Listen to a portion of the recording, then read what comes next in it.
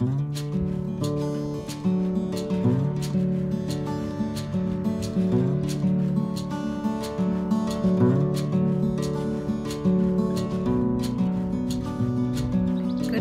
everybody, welcome back to the garden on a warm spring day. There are lots of things in bloom, so it is the perfect time for the April garden tour.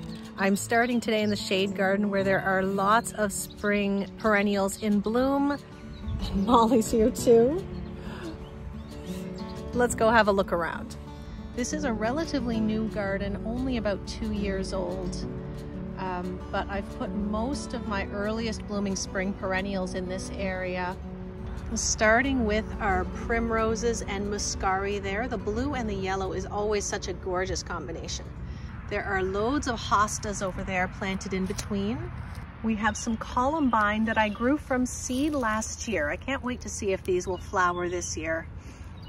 And just past them we have the beginnings of fall blooming anemones.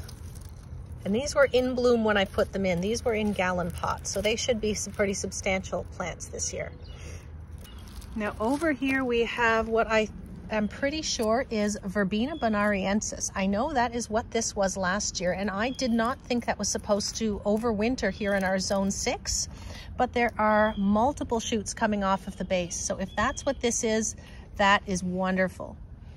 I was hoping it would reseed itself around, but if it comes back from the roots, that is even better. Now I know I've shown these before. Here's the drumstick primulas, Primula denticulata, I believe, that I also grew from seed last year. Just behind we have a couple of really nice astilbes. And then over here, the snake's head fritillaries.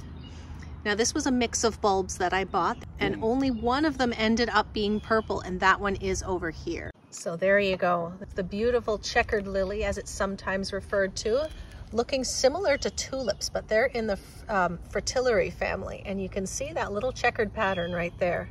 There we go. It's just amazing. I planted these 2 years ago. It did not bloom last year, so I'm so excited to see these.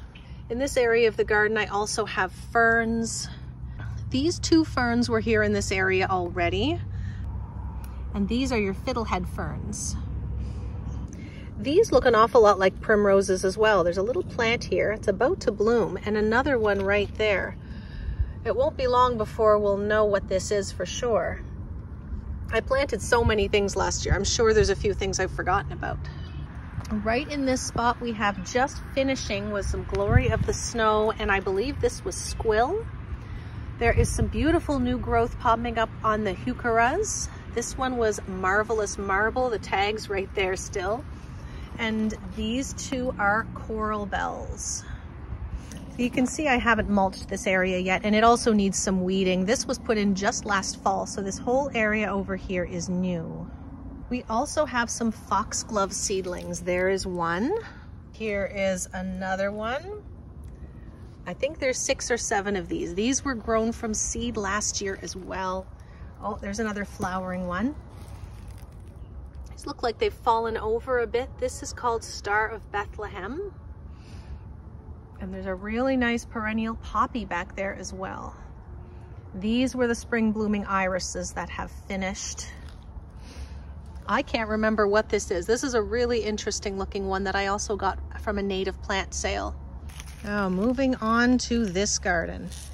You can't see much at a distance, but here is where I direct seeded about 2 weeks ago. We had quite a cold snap, but we do have lots of little shoots. Still have yet to see the carrots and the green onions, but it's been rainy, so we don't have to worry about it drying out too much. In this row, we have the parsley that I interplanted with radishes, which are also coming up really nicely. So there's the radishes starting to get their true leaves, and the parsley starting to get a little bit more foliage too. Molly, can I help you? Don't step on that. This will have to take a break to scratch the cat. So these small little 3-inch terracotta pots are just there to hold the frost cloth and give a little bit of headspace between the plants and the cloth when I do have to cover them any nights that are below freezing, which really now is only every 3 or 4 days. And over in this row we have the stock and the snapdragon starting to look really nice. Oh, behind the parsley, you did watch me plant some cilantro, and that's coming up really well.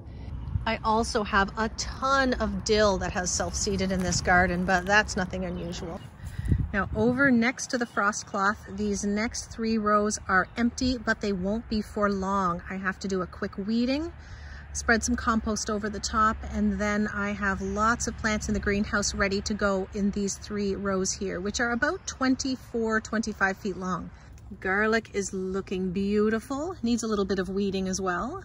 So we have 40 cloves of Mennonite garlic on this side, and then we have music on the other side.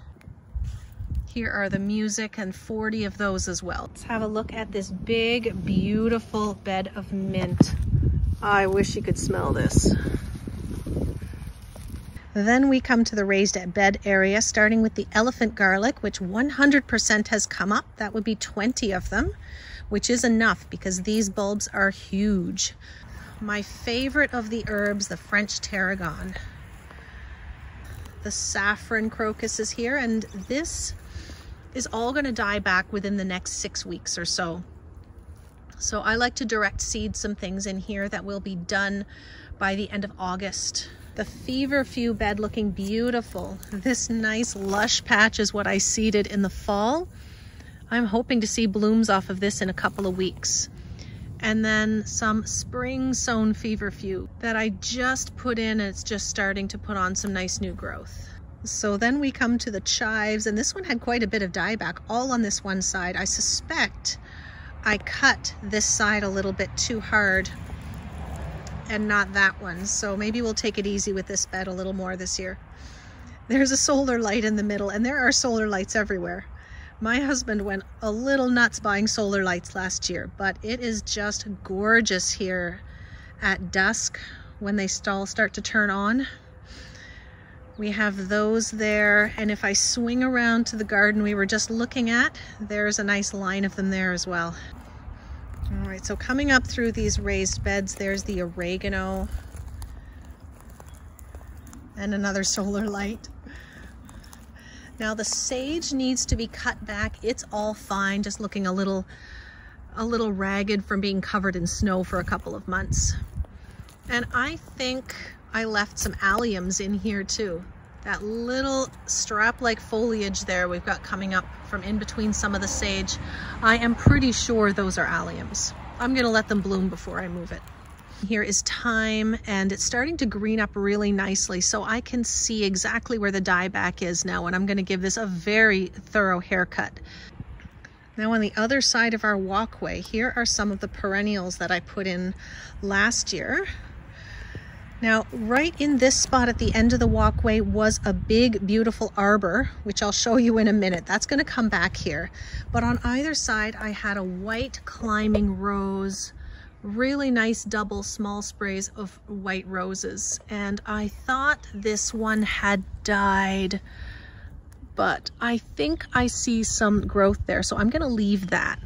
It's definitely a bit behind this one though. This one is looking lovely. So in row number 1 we have strawberries, and then at the back there are 3 nice big clumps of rhubarb. Then we have lupins. It looked like only about half of these survived the winter, but I'm starting to see growth on quite a few plants that I thought didn't make it. Then we have yarrow. The back of the bed there is nice and lush. These are the ones that were planted in the fall, and these were the ones that I just put in this week. So we'll have a bit of a succession there. Next bed we have some spring planted bupleurum.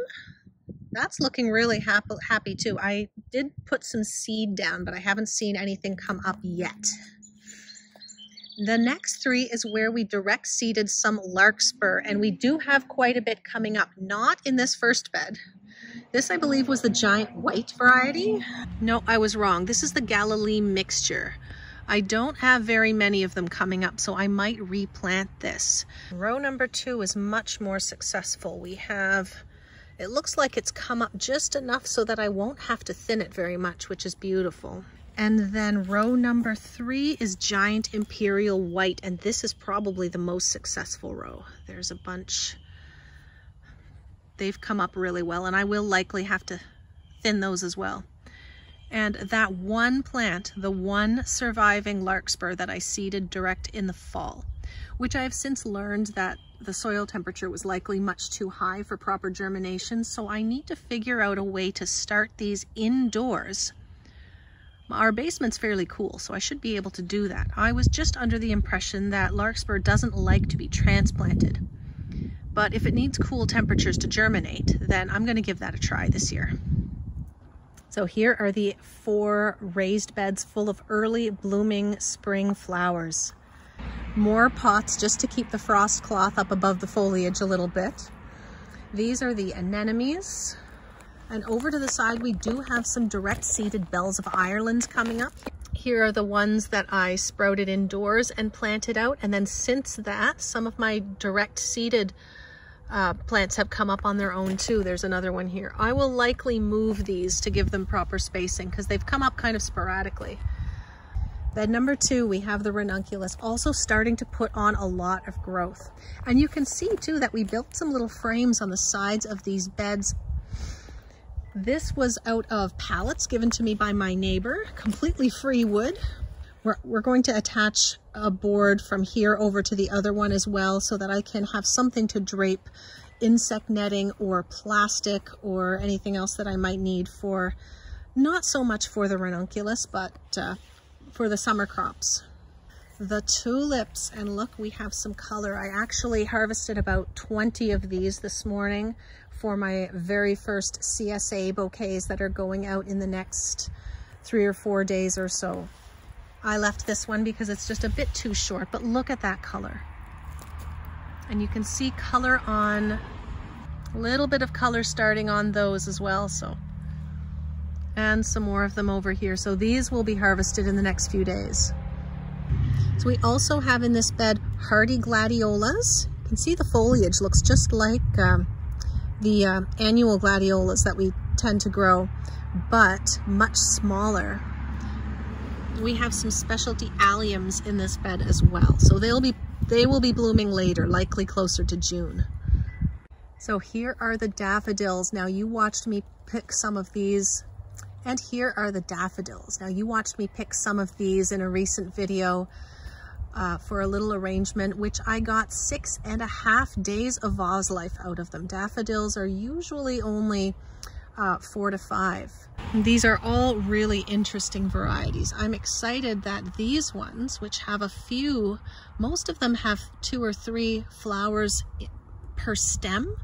They also have a nice height to them. Not quite as high as you would like for selling cut flowers, but for making arrangements for yourself, that is just fine. And I also want to have a look at how many flower stalks are coming out of each plant. This would be one bulb that I just put in last year, but we have 1, 2, 3, 4 flower stalks coming out of that one bulb. These small ones, I adore these. They're just gorgeous. And we have some nice big singles. I can't wait to see the rest of these bloom. So as we head out to look in the front yard, I'm going to let you know right now that I have not weeded, I have not edged. This is purely what these gardens look like in the middle of April when I haven't done a whole lot of maintenance at this point. Starting with a nice mound of creeping phlox.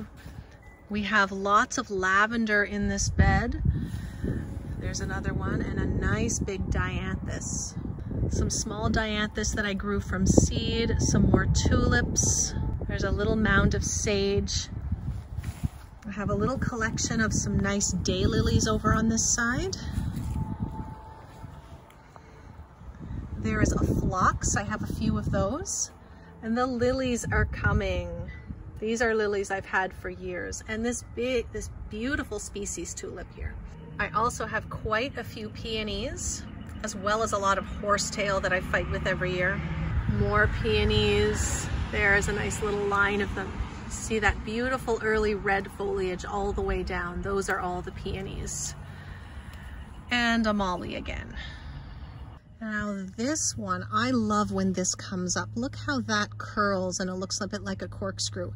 This is the foliage of the Aramurus, the foxtail lily. When I put it here, I wasn't sure the drainage would be adequate, but it flowered last year for the first time. Just a spectacular flower.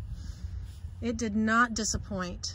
And that's in front of this big, beautiful rhododendron. The show on this one last year was the best I'd seen in years. It got a little battered by the winter and by a deer that came up and chewed on it for a couple of weeks. These are Shasta daisies, and this right there is a kale that overwintered. So I'm gonna leave it there and let it flower this year, I think. Now here we have what I believe are alliums, twisting just like the Aramurus foliage, but I do believe these are alliums. I did put quite a few things in here in the fall last year, so some of it's going to be a wait and see because I can't remember what I put where. Lots of big, beautiful muscari though, and my double bloodroot. I got this from a neighbor last year and it is just gorgeous. It's one of my favorite ones. And here's another little drumstick primula. Just a small one though, and there's a few more tiny little seedlings here that I'm hoping those will bulk up.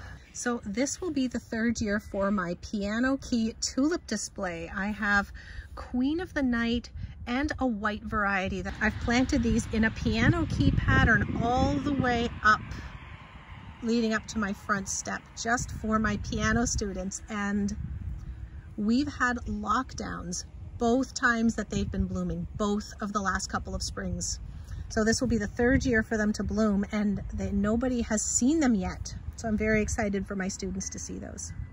Now the other side of the front step has a lot of the same. There are tulips, there are some miniature tete-a-tete daffodils, lots of lilies, lots of these lilies coming up. And we have some alliums and hardy gladiolas in here too, some daylilies. Also have a nice big patch of lemon balm and some agastache. This one right here is a white agastache, which is just beloved by pollinators.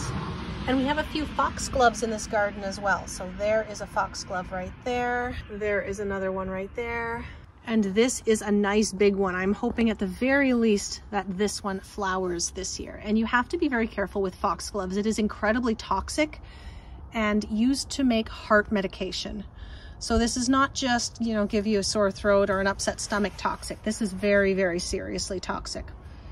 So if you have pets or small children that like to chew on things, you do not want foxgloves in your yard. Beautiful as they are, always plant them with caution.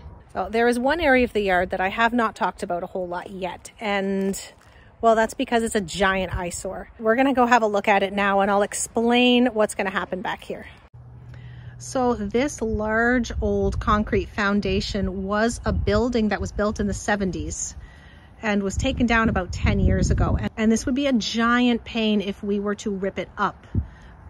So we haven't done anything with it, but really it's a really great place for the kids to ride their bikes around, draw with sidewalk chalk. We actually built a skating rink in here in the winter, and we put up a little swimming pool in the summer. So, you know, eyesore as it is, it's a very usable space. And what I've been trying to do is fill up the space with pots and make some nice little sitting areas so that we can at least use this space.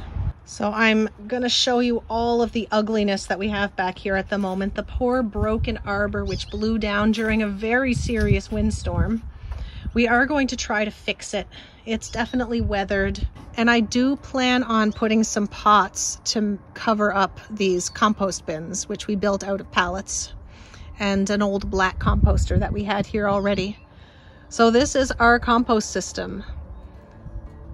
Again, it might not be pretty, but we make a lot of compost back here.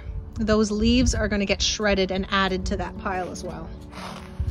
We do have two fairly mature blueberry bushes that are in pots just because I haven't quite decided where to put them yet. A couple of chairs and a fire pit. This composter is full of shredded leaves. That's going to be leaf mold that should be available in the next couple of weeks. There are a couple of overwintered grapevines that are starting to show buds. An old kiddie pool that we turned into a wildlife pond. And here's the rest of my overwintered pots. Some beautiful little decorative willows.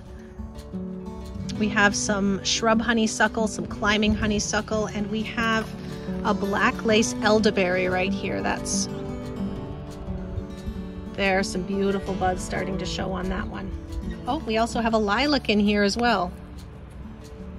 We have quite a few of these planted around the yard, but it looks like I missed one.